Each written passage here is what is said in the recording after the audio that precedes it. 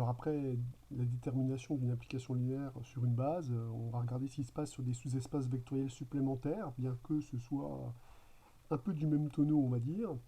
Mais ça, c'est un autre mode de définition qui n'est pas inintéressant. On verra qu'on a déjà vu des exemples dans notre cours. C'est si on connaît un espace vectoriel, un K-espace vectoriel, alors pas forcément de dimension finie d'ailleurs, si vous avez deux sous-espaces vectoriels supplémentaires de E, alors si on prend un endomorphisme, une application linéaire pardon, de E à valeur dans F, elle est entièrement connue si on connaît ses restrictions à E1 et à E2. Voilà, donc ça, ce théorème-là, on va voir à travers des exemples qu'on l'a déjà utilisé et qu'on l'utilisera encore. Alors, avant de rentrer dans les détails, hein, je rappelle ce que c'est qu'une restriction, hein, c'est important, c'est du vocabulaire qu'on utilise beaucoup, y compris en analyse. Si vous prenez une application qui est définie sur E à valeur dans F et que vous prenez un sous-ensemble de E, que j'appelle E1, la restriction de F à E1, bah, c'est la même fonction à ceci près que l'ensemble de départ est remplacé par E1. Donc une restriction, c'est juste une application, on a modifié l'ensemble de départ. La restriction, elle reste évidemment la même.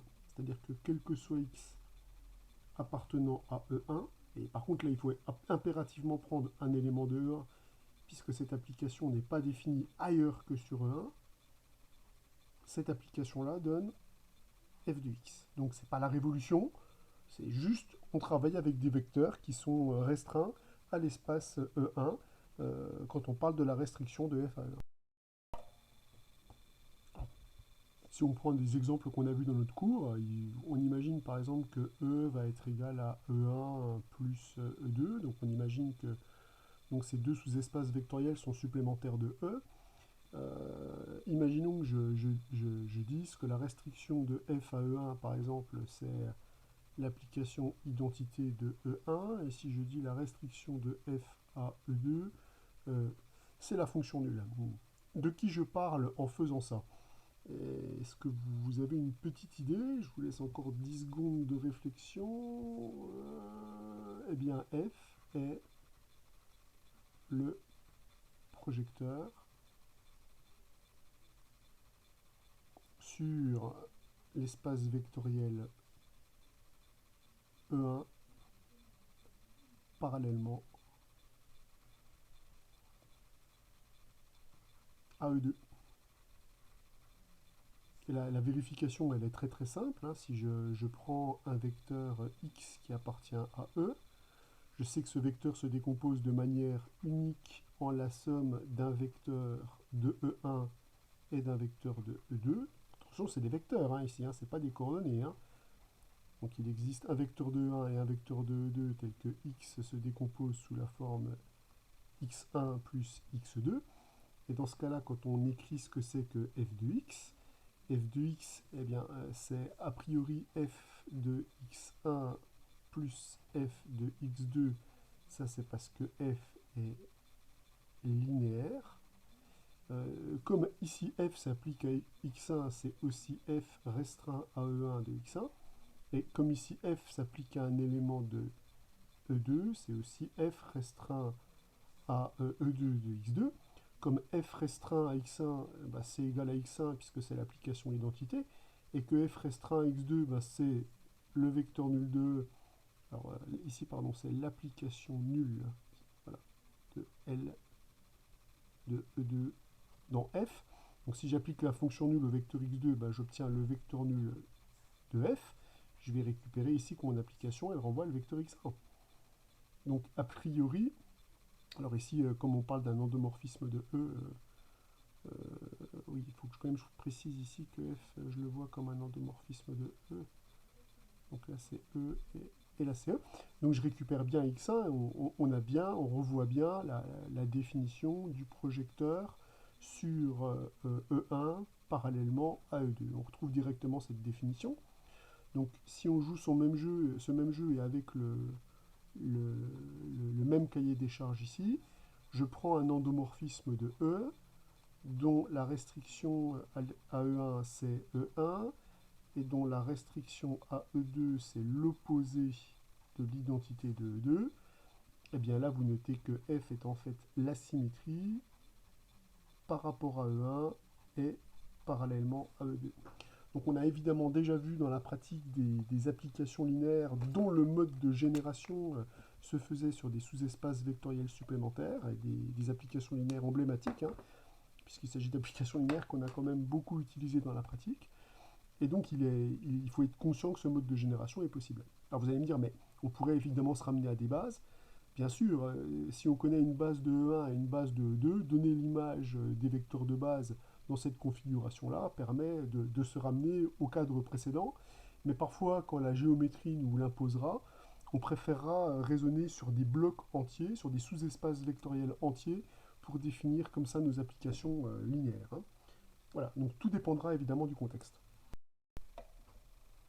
Alors on va présenter maintenant ce qu'on appelle des espaces vectoriels isomorphes, hein, ce qui va être assez important dans la pratique, hein, parce qu'on va voir que deux problèmes finalement se résolvent de la même façon s'il existe un isomorphisme entre ces deux espaces vectoriels, hein, ce qui explique parfois les syllogismes qu'on peut avoir dans les méthodes de résolution entre les équations différentielles, les suites récurrentes linéaires.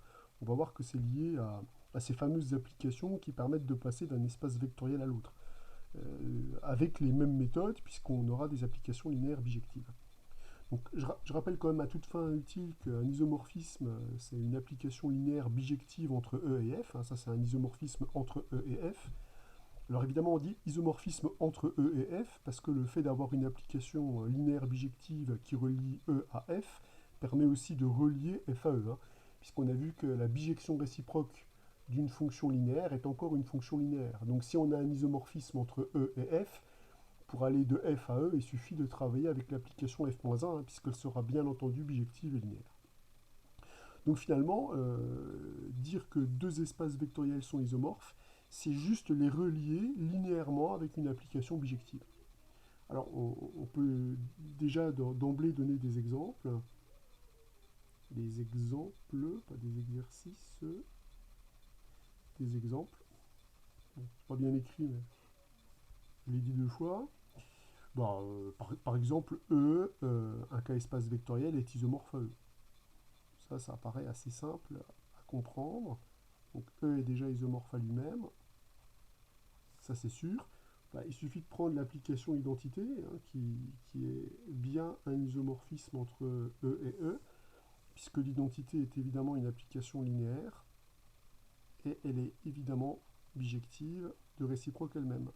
Donc c'est assez facile de voir que l'identité donne un isomorphisme entre E sur E, et que donc E, un espace vectoriel, il est évidemment isomorphe à lui-même, hein. Compte tenu de ce que j'ai dit tout à l'heure sur l'intérêt des isomorphismes, on s'en doutait un petit peu. Un peu plus funky, par exemple, C vu comme R espace vectoriel est isomorphe à R2. Je vous donne l'isomorphisme qui nous permet de le relier les deux. Là, on avait vu en fait qu'il y avait une application qui permettait de relier assez facilement un nombre complexe et un vecteur du plan ou un point du plan, tout simplement en attribuant au couple AB eh bien, le nombre complexe correspondant, c'est-à-dire le nombre complexe qu'on va appeler A plus IB. Donc on sait que cette application elle est clairement bijective, mais elle est aussi linéaire, hein, la vérification n'est pas très très difficile. Donc ça induit un isomorphisme. Ça induit un isomorphisme entre R2 et C. Donc l'application est bijective, ça on le sait déjà. Et linéaire, la linéarité, elle se vérifie assez facilement. Moi, je peux le faire rapidement, hein, si je prends l'image d'une combinaison linéaire, donc alpha A1 B1 plus alpha A2 B2, où alpha et bêta sont des nombres réels, des scalaires, donc, et A1 B1 A2 B2, c'est deux couples de R2. Donc, je dois montrer que l'image de cette combinaison linéaire, c'est la combinaison linéaire des images. Pour pouvoir utiliser la définition de l'application phi, j'ai besoin des coordonnées des couples. Donc, je vais déjà utiliser les opérations sur R2 pour pouvoir appliquer la définition de phi.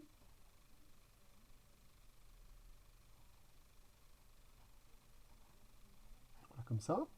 Puis j'applique la définition de phi. Phi, ça va me donner alpha A1 plus bêta A2 plus I facteur de alpha B1 plus bêta B2, en appliquant simplement la définition. Ensuite, je vais regrouper ce qui dépend de alpha et ce qui dépend de bêta pour obtenir finalement ma linéarité.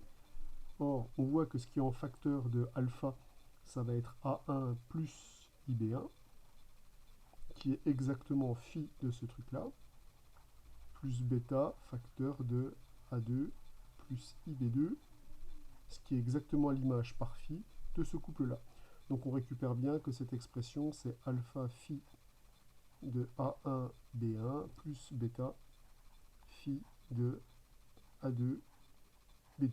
Bon, on verra que cette propriété-là, elle se généralise à ce qu'on appellera un petit peu plus tard l'application de coordonnées, qui réalise un isomorphisme selon la donnée d'une base entre un espace vectoriel de dimension n et l'espace Kn, on va dire, qui est en gros l'espace des coordonnées. Donc voilà un petit exemple direct de deux sous-espaces vectoriels isomorphes. Mais vous allez voir que je ne vais pas multiplier les exemples, puisqu'on va avoir un théorème qui va tout écraser et qui va encore renforcer l'intérêt de la dimension.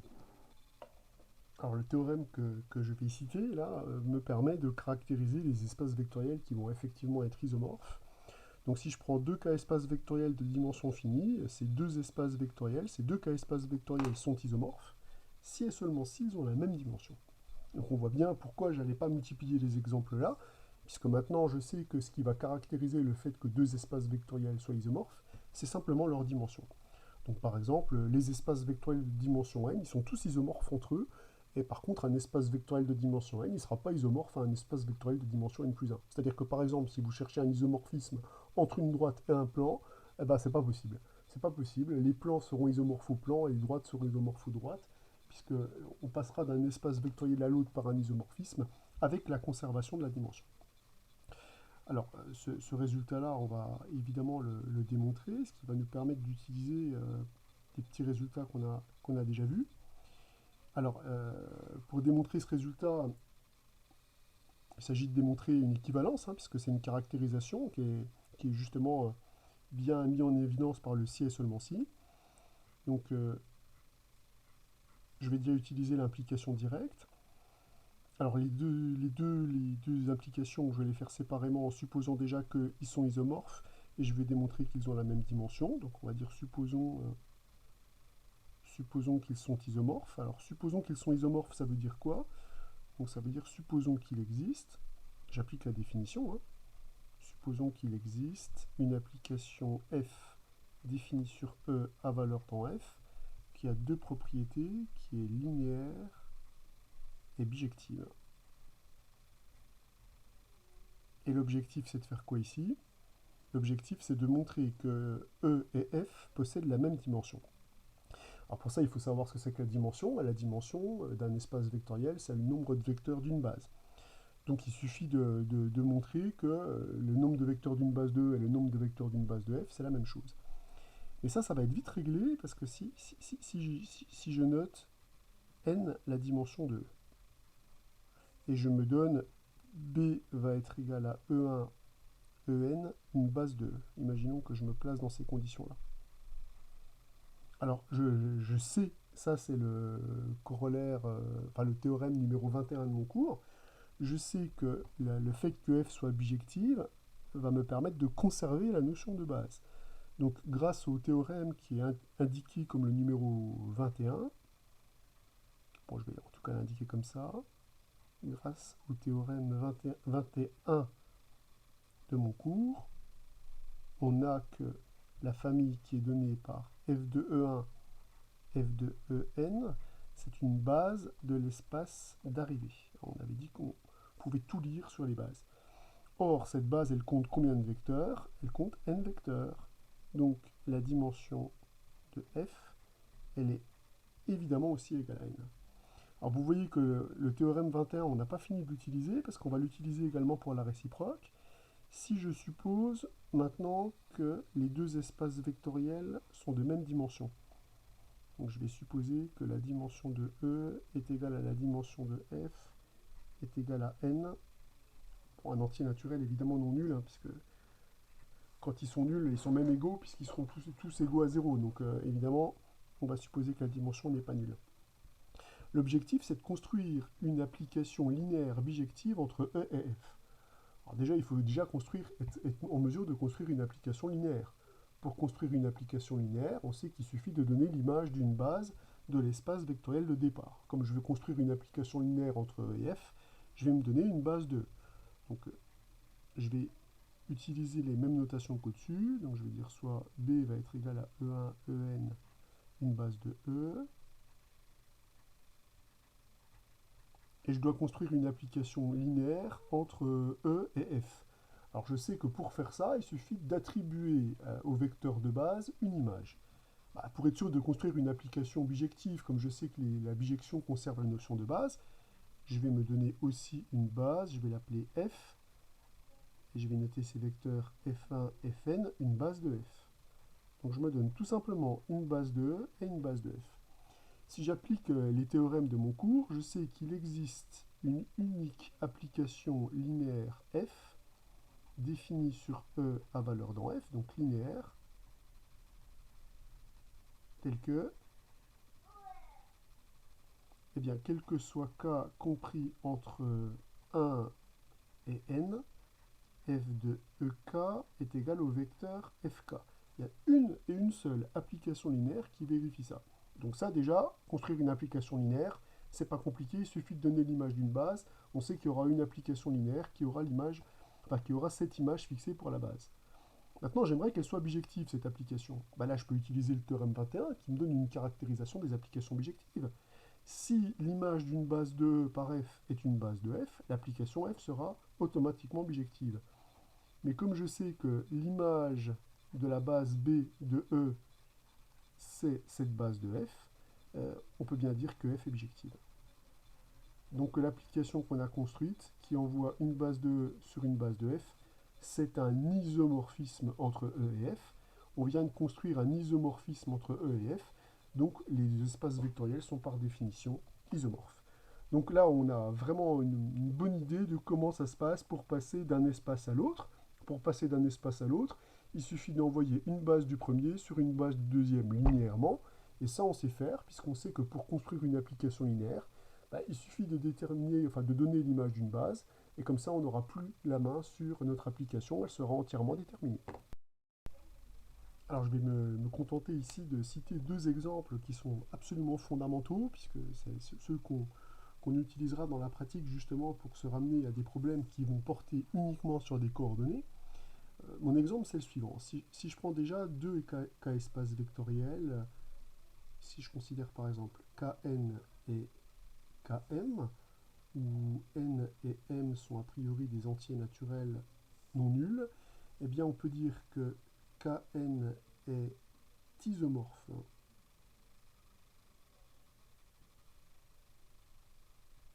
à km, ou on peut dire que kn et km sont isomorphes, puisque j'avais commencé à écrire ET pour ça, mais je préfère l'écrire avec EST pour l'instant.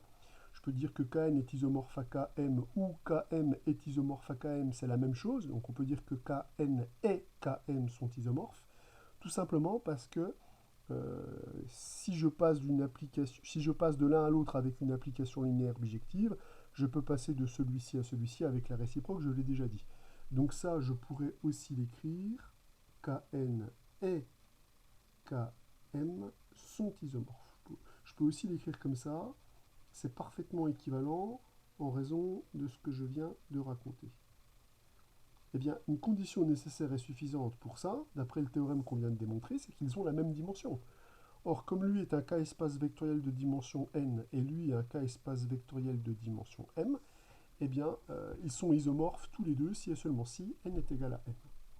Maintenant, et ça c'est là où je voulais en venir, si je prends soit E, un k-espace vectoriel de dimension n, que je munis d'une base, puisqu'en dimension n il existe des bases, donc je vais supposer que sa dimension n'est évidemment pas nulle, et je vais dire soit B va être égal à E1, En, une base de l'espace vectoriel E, alors je peux construire un isomorphisme, étant donné cette base, assez naturel, qui permet de relier l'espace E et ce que je vais appeler l'espace des coordonnées. Parce que finalement, quand vous vous donnez une base, quand vous avez un vecteur, vous savez que ce vecteur, il va se décomposer assez naturellement comme x1 E1 plus etc. plus xn En, où ici les termes que je désigne par ici, ce sont ici, donc c'est les vecteurs de base, et les vecteurs que je désigne par ici, c'est-à-dire ces vecteurs-là ici, ça ce sont des scalaires, et ces scalaires représentent les coordonnées de x dans la base E1 En. Eh bien l'application qui a un vecteur associe le n-uplet qui est formé par les coordonnées de x dans la base B, eh bien cette application-là, c'est un isomorphisme. Donc l'application la plus naturelle qui soit, hein, c'est-à-dire à un vecteur, on associe juste le n-uplet de ses coordonnées, c'est un isomorphisme, et l'isomorphisme réciproque est très très simple, puisque pour passer des coordonnées au vecteur, il suffit de régénérer la combinaison linéaire. Donc si je veux passer des coordonnées donc à un système de Kn au vecteur, eh bien, il suffit que j'écrive x1 E1 plus etc. plus xn En. Ces deux applications, vous pouvez le vérifier, c'est assez facile. Elles sont linéaires. Alors il suffit de vérifier la linéarité de la première par exemple. Elles sont linéaires et réciproques l'une de l'autre. Ça c'est assez élémentaire. Je vous laisse le vérifier. Donc finalement on voit que n'importe quel cas espace vectoriel de dimension n, il est de toute façon toujours isomorphe à Kn. Et on aura toujours intérêt à se ramener à cet espace-là, puisque c'est l'espace dans lequel on exprime les coordonnées. Alors on va évidemment voir une application générale de l'intérêt d'avoir un isomorphisme entre un ensemble abstrait et un ensemble qui est un petit peu plus concret. Pour moi, les ensembles concrets, c'est les ensembles de coordonnées, hein, K2, K3. Quand on travaille avec un R espace vectoriel, par exemple, c'est R2, R3, on sait exactement ce que ça représente. Donc là, on va essayer de voir un exercice où on va mettre en place ces petites idées. Alors, un exemple emblématique, c'est l'étude des suites récurrentes. Alors, j'aurais pu me contenter de prendre une suite récurrente linéaire d'ordre 2, mais non. Je vais prendre par exemple une suite récurrente linéaire, alors cette fois-ci d'ordre 3. Hein. Donc, l'objectif, c'est de déterminer toutes les suites qui vérifient ça. Alors, on a déjà vu, ça c'est un exercice assez classique, qui est assez pénible, mais assez classique tout de même.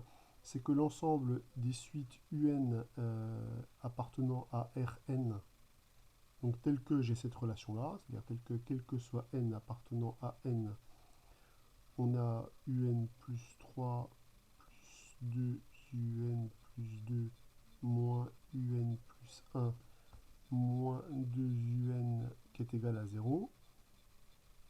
Cet ensemble-là, on sait que c'est un R espace vectoriel. C'est en fait un R espace vectoriel puisque c'est un sous-espace vectoriel de Rn. Alors, il suffit de démontrer que cet ensemble-là est inclus dans Rn, ce qui est trivialement le cas, qu'on n'est pas vide. Il n'est pas vide parce qu'il contient la suite nulle, et est stable par combinaison linéaire. Ça, je vous laisse le vérifier, c'est assez élémentaire. Bon.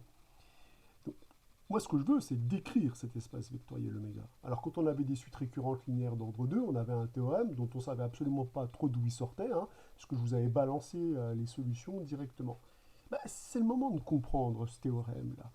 Ce théorème-là, en fait, on l'établit tout simplement en disant, je vais simplement dire ça, hein.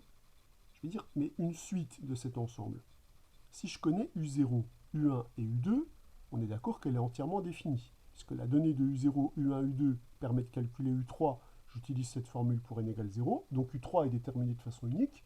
Pour déterminer U4, j'utilise cette formule pour n égale 1, qui détermine U4 de manière unique, puisque je connais U0, je connaîtrai du coup U1, U2, U3, et etc.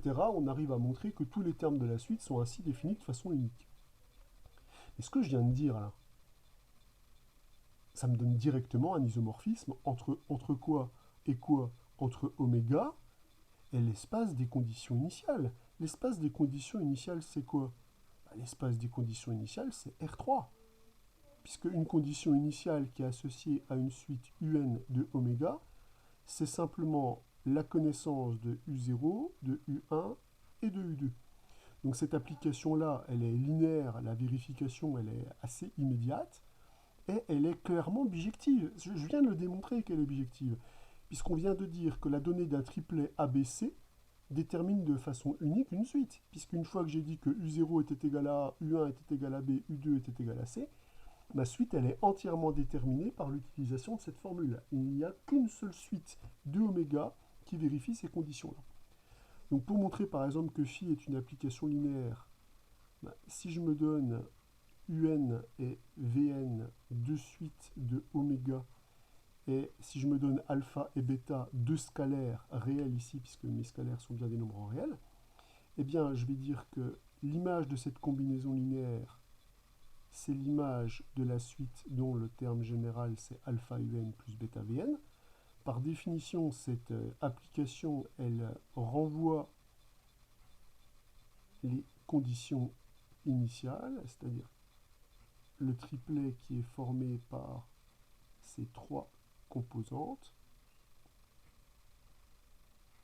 Et là, je peux utiliser les lois de R3 pour dire que le vecteur que je récupère, c'est bien alpha U0, U1, U2, plus bêta, V0, V1, V2. Là, je retrouve l'image de phi par phi de la suite UN, et là, je retrouve l'image par phi de la suite VN. Donc cette application, elle est linéaire bijective. L'application phi, c'est un isomorphisme. L'application phi, c'est un isomorphisme entre l'espace oméga et l'espace R3. Moralité, comme c'est un isomorphisme entre oméga et R3, ces deux espaces vectoriels-là, ils ont nécessairement la même dimension, puisque je vous rappelle que deux espaces vectoriels isomorphes ont la même dimension. Donc, on obtient que la dimension de oméga est nécessairement égale à la dimension de R3 est égale à 3. Donc là, on vient de construire un pont entre ce qui se passe pour oméga et ce qui se passe dans R3. En particulier, oméga est un espace de dimension 3. Donc conclusion, pour obtenir une base de oméga, il suffit que je fasse quoi? Il suffit que je trouve une famille génératrice, enfin une base de oméga, donc une famille génératrice à 3 vecteurs par exemple, ou une famille libre à 3 vecteurs. Si j'arrive à trouver une famille qui est soit génératrice à 3 vecteurs, soit libre à 3 vecteurs, j'aurai une base de oméga. Alors famille génératrice, je pense que je vais avoir un peu de mal. Mais par contre, je pourrais chercher des suites, vous voyez, simples qui sont dans oméga. Donc là, la question qu'on pose si on veut trouver, si on veut se ramener à des familles libres, c'est peut-on trouver des suites simples dans oméga? Peut-on trouver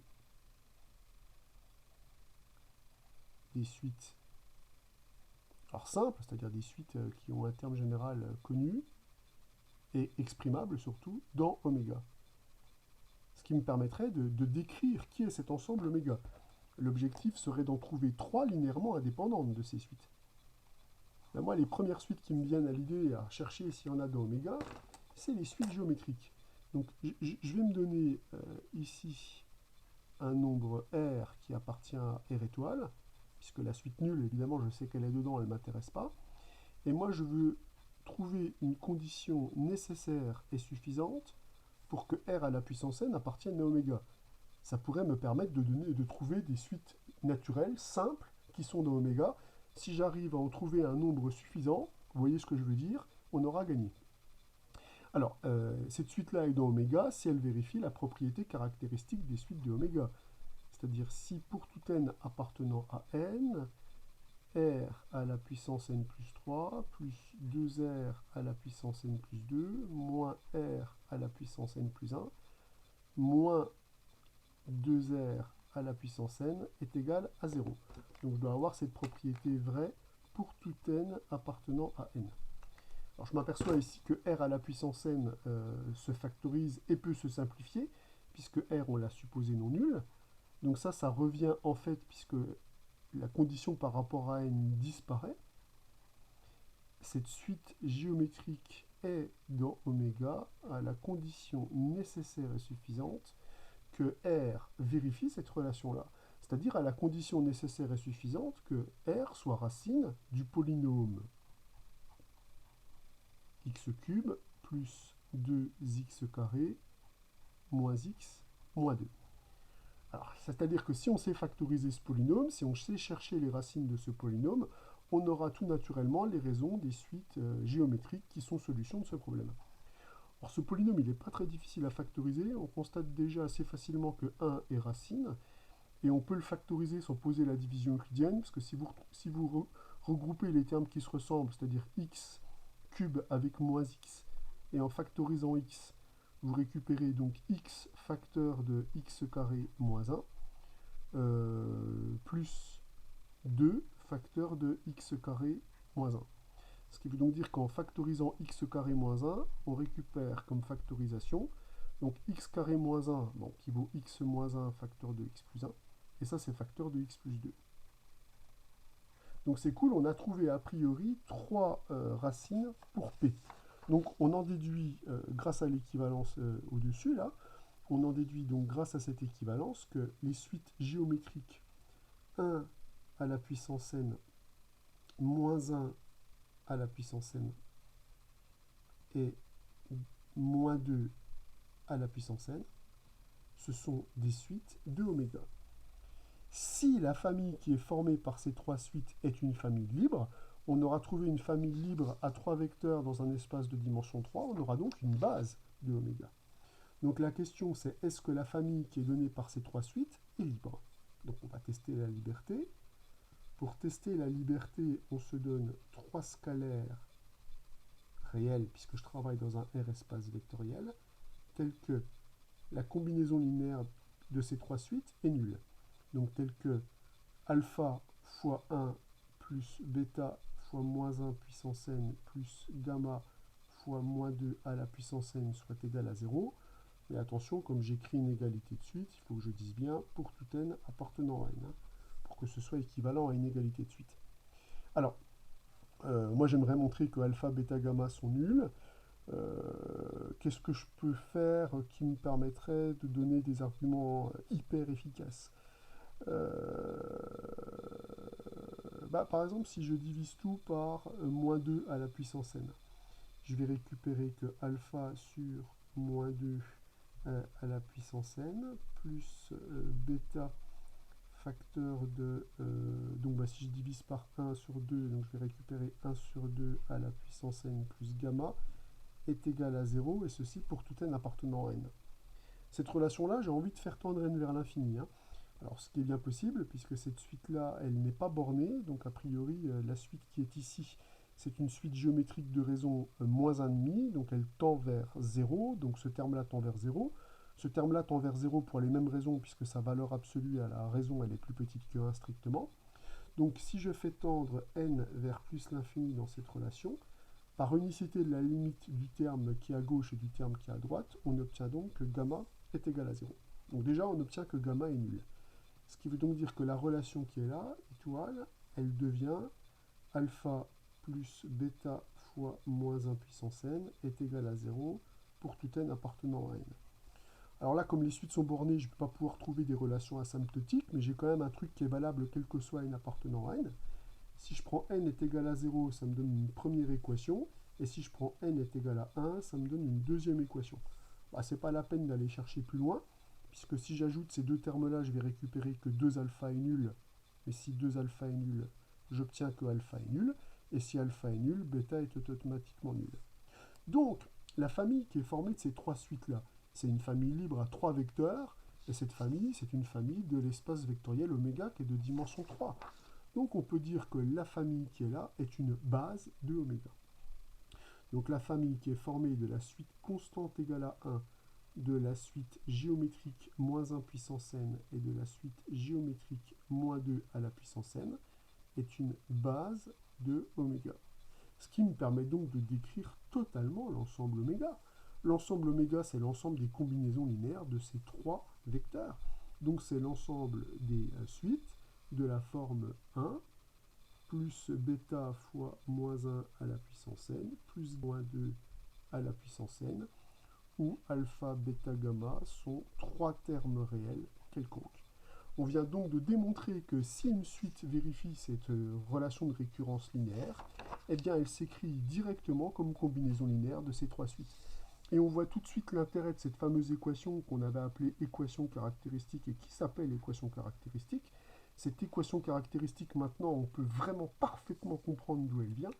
Elle représente les raisons des suites géométriques, des suites qui vérifient cette relation de récurrence linéaire. Donc on vient de transporter le problème de oméga dans R3, et par le biais de l'égalité des dimensions, on arrive à résoudre ce type de problème. Vous voyez, c'est vraiment un magnifique problème linéaire où on a transporté l'espace abstrait oméga dans un espace de coordonnées. Ici, c'est simplement l'espace des conditions initiales. Vous voyez évidemment tout de suite l'emploi qu'on peut en faire en physique. Le théorème qui suit nous donne la dimension d'un des derniers espaces vectoriels qu'on a manipulé sans connaître sa dimension. C'est l'ensemble des applications linéaires définies sur E à valeur dans F. Alors on ne savait pas encore si cet espace vectoriel était de dimension finie avant ce théorème. Eh bien, ce théorème atteste qu'il est de dimension finie et que sa dimension, c'est la dimension de E fois la dimension de F.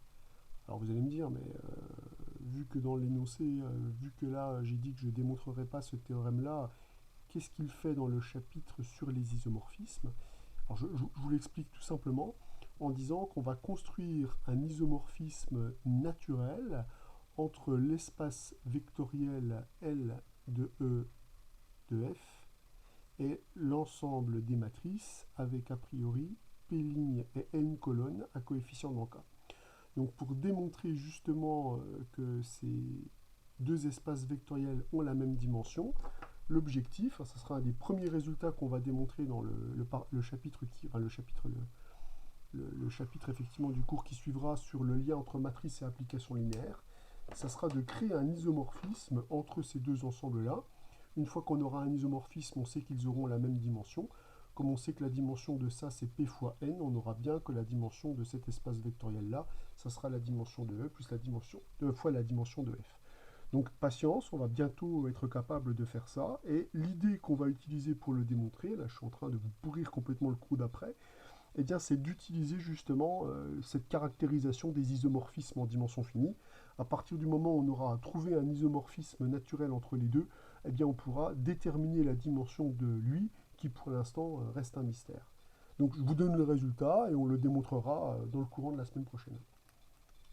Regardez maintenant l'exercice numéro 19. Vous dites tout de suite que cet exercice-là, vous pouvez le passer en première lecture. Hein, voilà, c'est un isomorphisme que je vais utiliser dans des exercices très difficiles. Donc les gens qui visent les concours étoilés, vous restez, et les autres, vous pouvez passer votre chemin. Hein.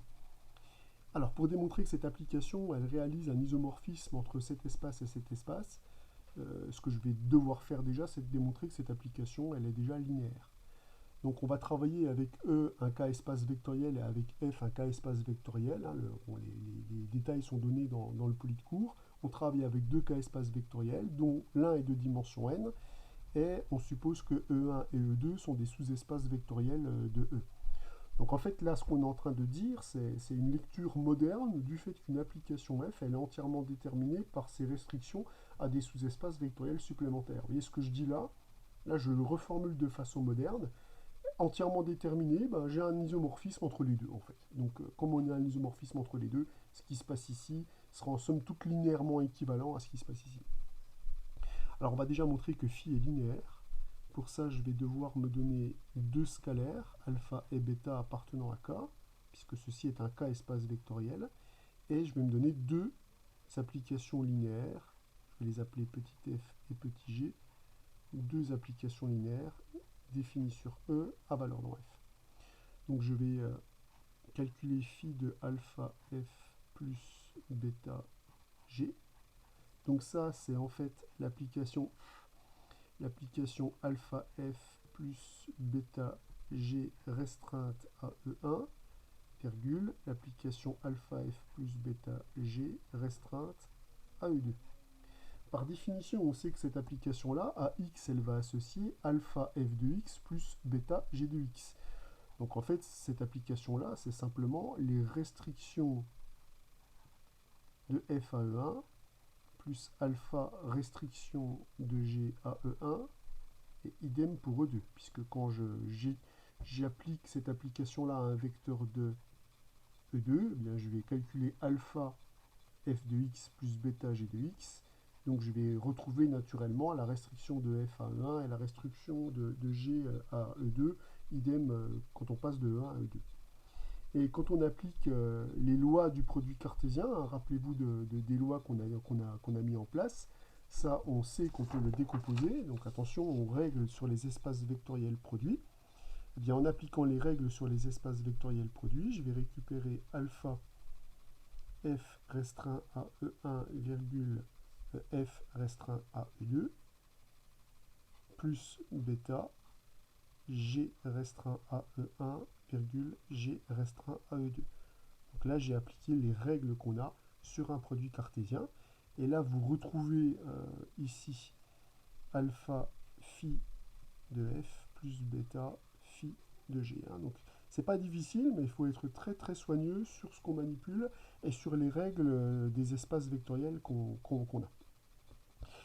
Donc, pour montrer que cette application maintenant est un isomorphisme, je dois montrer qu'elle est bijective. Donc, on doit montrer qu'elle est injective et qu'elle est surjective. Alors, pour montrer l'injectivité, je vais regarder le noyau. Hein. Qu'est-ce que c'est que le noyau de phi?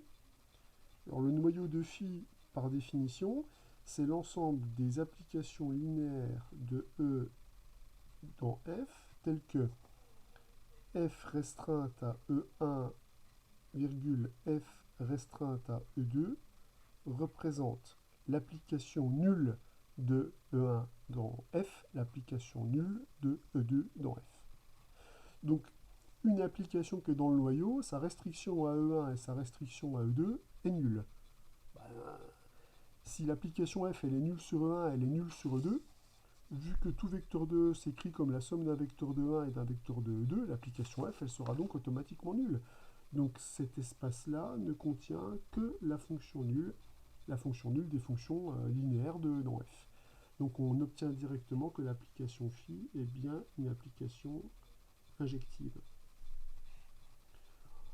Il ne nous reste plus qu'à voir si cette application est a priori surjective, et elle l'est, et c'est pas très compliqué à comprendre, puisqu'on a vu que si on définit une application, si je me donne une application de l'ensemble d'arrivée, c'est-à-dire de cet ensemble-là, donc je me donne f1, f2, un couple de fonctions dont l'une est une fonction linéaire de E1 à valeur dans E et l'autre est une application linéaire de E2 à valeur dans E, eh bien il faut que je lui trouve un antécédent, c'est-à-dire il faut que je trouve une application linéaire définie sur E à valeur dans F dont les restrictions c'est cette fonction-là.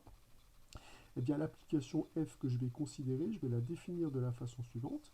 Cette application-là, elle va être définie par F1 de x1 plus F2 de x2, où le vecteur x se décompose de manière unique en la somme d'un vecteur de E1 et d'un vecteur de E2.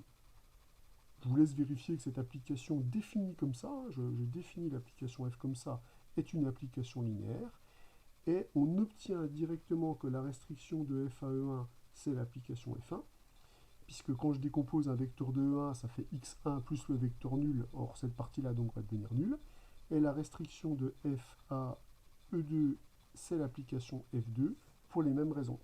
Donc on voit que l'application qu'on construit par ce biais est une application qui est linéaire de E dans F, et elle est bien l'image par phi.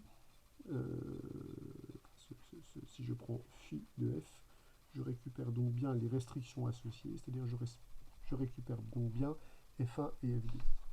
Donc vous voyez, on peut moderniser quelque part ce qu'on a dit de façon un peu générale en disant une application linéaire est entièrement déterminée par ses restrictions à deux sous-espaces vectoriels supplémentaires. Eh bien on peut moderniser ça en donnant quelque part un isomorphisme naturel qui va relier ces deux espaces vectoriels, produit cartésien et non produit cartésien.